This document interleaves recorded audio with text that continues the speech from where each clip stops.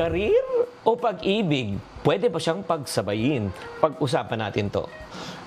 Hi there, this is Shinky Tan, your pambansang wealth coach. Nako, marami pong naniniwala na pwede daw pagsabayin ang career at pag-ibig kasi daw mauubos daw ang oras at energy. No, kung wala talagang pag-ibig. Pero ito yung sabihin ko, aanhin mo naman ang pag-ibig mong wagas kung wala kang makakaing bigas. Ang tanong, bakit nga ba nahihirapan ang iba na pagsabayin?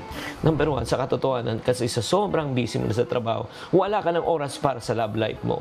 Number two, ayun nga, yung parang ang priority mo ay mali na po. Nauuna po ang ika nga pinagkakakitaan bago ang iyong puso. Paano nga, Chinky? Wala namang kikitain, aanin mo yung pag-ibig.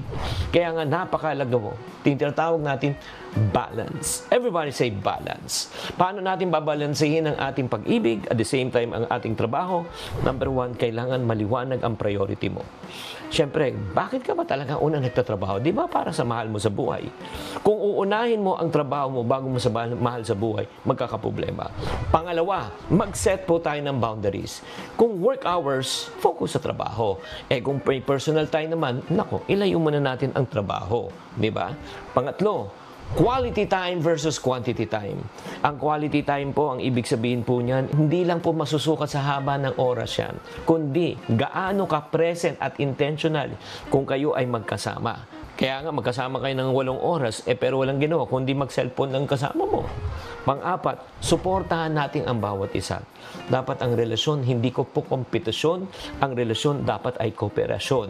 At last but not the least, kailangan magpaplano po na magkasama. Mag-usap kayo tungkol sa inyong mga pangarap. Mag-usap kayo tungkol sa inyong mga minimithi sa buhay. Pagsabayin po natin ang mga kagustuhan po natin at i-build po natin ang ating kinabukasan. Kaya nga mga kapatid, kung ang karir mo ay kumakain na lahat ng oras ng energy mo at wala na natitira sa mahal mo sa buhay, mag-isip-isip ka. Tatandaan, career builds your future.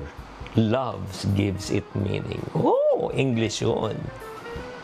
Sana naman naliwanagan kayo. Tatandaan, tamang karunungan, tamang disiplina po ang susi sa pagyaman.